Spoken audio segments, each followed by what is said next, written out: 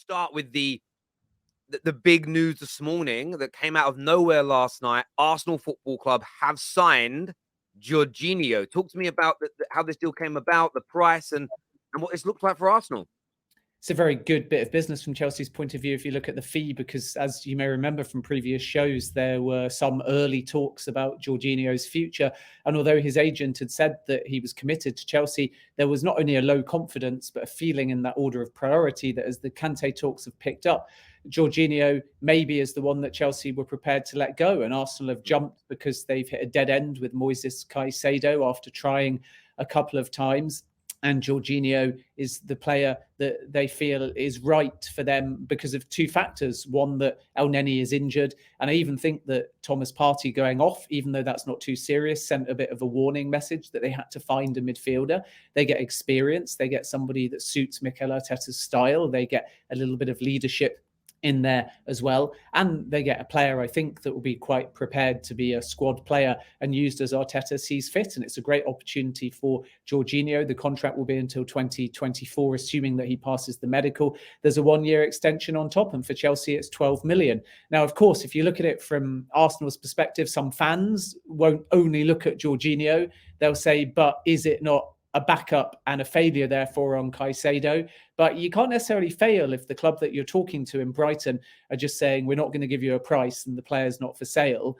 And in addition to that, if Jorginho provides the quality, very good, let's not forget, from set pieces as well, to help Arsenal win the Premier League, it will prove to be an inspired bit of business. So I think this is not necessarily a marquee signing from Arsenal fans' perspective, but what we can say is that if Arsenal go on to win the Premier League, he might well be a really important piece in the puzzle. From Chelsea's point of view, there'll be disappointment if they allow Jorginho to go, which they have in the sense there's a club-to-club agreement. So it's now just all on the medical. And then they don't bring in Enzo Fernandez or, of course, another midfielder late on, because it will suddenly look like they've let a midfielder go and they haven't been able to bring in one. So fans are putting 2 and 2 together on that one. But I'd be very cautious about overly making a connection between the Jorginho situation and Enzo Fernandez, simply because Chelsea were feeling like they might lose Jorginho anyway on a free transfer.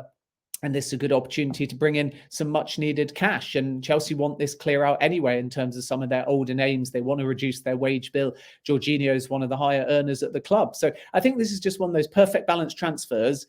And yet it's probably at the moment, at the time we're recording this, getting relatively hammered as far as both sets of supporters are concerned, because Arsenal obviously wanted Caicedo first. It's not to say that they hate Jorginho by any stretch of the imagination, but Caicedo was the one that I think the Arsenal fan base was starting to build towards. And from Chelsea's point of view, they're quite disappointed at the moment to see Jorginho leave.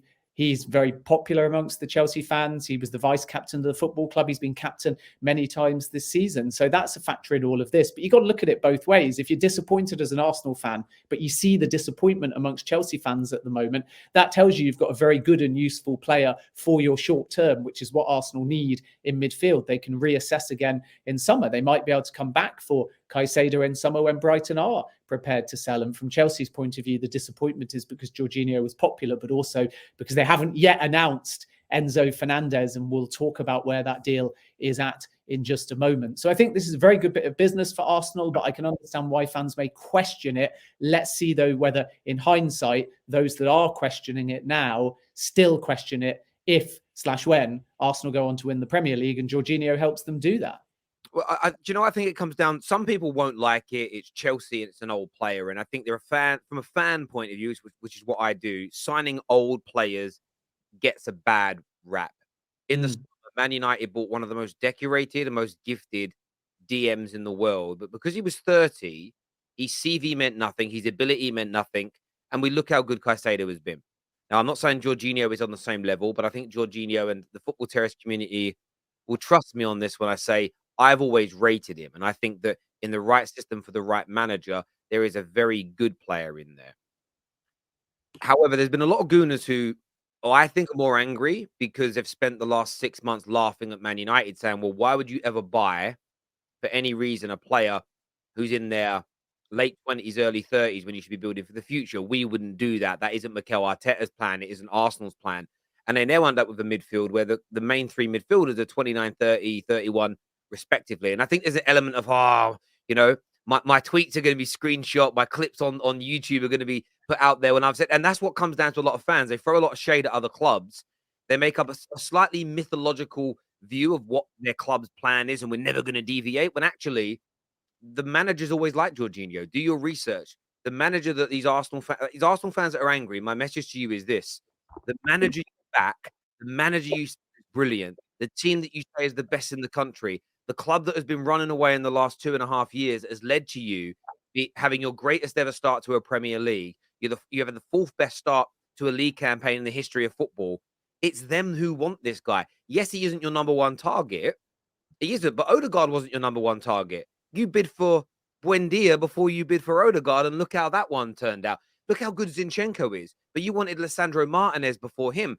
Not landing your number one target at Arsenal has hardly been a recipe for disaster in the last 2 to 3 years. So my message to Arsenal fans is slow the hell down, relax a little bit, and see how this one pans out. And it's a year and a half deal with I think it's as you said, with an option to extend by 1 year.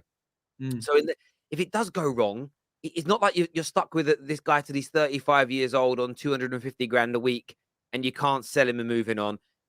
We know that they're going to be looking at Declan Rice in the summer, who is going to give that more youthful exuberance to this team. And who knows with Caicedo? This doesn't seem like a deal that's going to break the bank and actually stop them from going for Caicedo and or Declan Rice in the summer. So I don't necessarily think it is as bad as some people are reacting.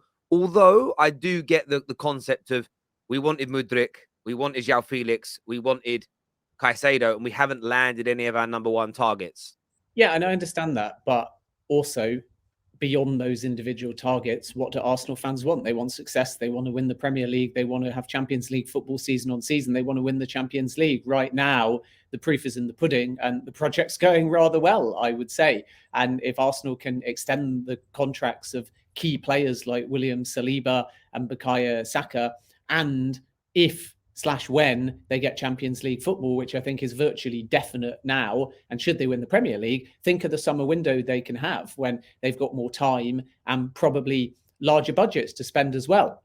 And this, I think, is what we have to remember, that in January of the last window, Arsenal went in for Vlahovic and it didn't come off, but they put down a big offer. With Caicedo, they put down a large amount of money, and were they to have succeeded, club record ultimately. So that money doesn't just disappear. I'm not saying Mikel Arteta has to spend it, but 12 million on Jorginho is not the same as probably 75 million or more on Caicedo. So Arsenal fans criticising the project or the spending should be quite excited about summer, because there's going to be money to spend and the project will develop. And I think there's a paradox here between where Arsenal are at and individual signings that certain fans want. And I fully understand it, by the way, because we're only halfway through Arsenal's season. And if they don't win the Premier League, the first thing people are going to say is we would have won the Premier League with Caicedo. We would have won the Premier League with Mudryk. We would have won the Premier League with João Felix. But that's ifs and buts, and nobody knows how football is going to pan out or any of these players are ultimately going to fare. So we're judging before we've seen, based on reputations, based on price tags, based on what they've done at previous clubs. And I think it is a little bit disappointing to me to see on deadline day, certainly on my Twitter anyway, Edu out is the top trending hashtag. And Arsenal have come under such heavy criticism at times for previous recruitments. But once again, we mustn't forget that throughout all of the heavy criticism, particularly last January, which I think was justified, and ultimately Arsenal did miss out on Champions League football, a year on now, look at how much continuity there is. Look at how much identity there is. Look at how many of the Arteta out critics are eating humble pie. And once again, if Arsenal don't win the Premier League, fans judging now will ultimately have a point, because one of these missed targets might be the difference. But how many of those same fans complaining now if Jorginho ends up being integral, if Jorginho steps up and scores big goals, if Jorginho ends up shoring up the centre of the park and providing engine room-like qualities, if Jorginho weighs in with set pieces? How many of the people now just saying it's Jorginho, why have we signed him? Why would Mikel Arteta, who's always liked him, have signed a player like that? Oh, and by the way, his legs have gone. Why say that now instead of just take a breath, realize your side is top of the table, and wait and see what happens?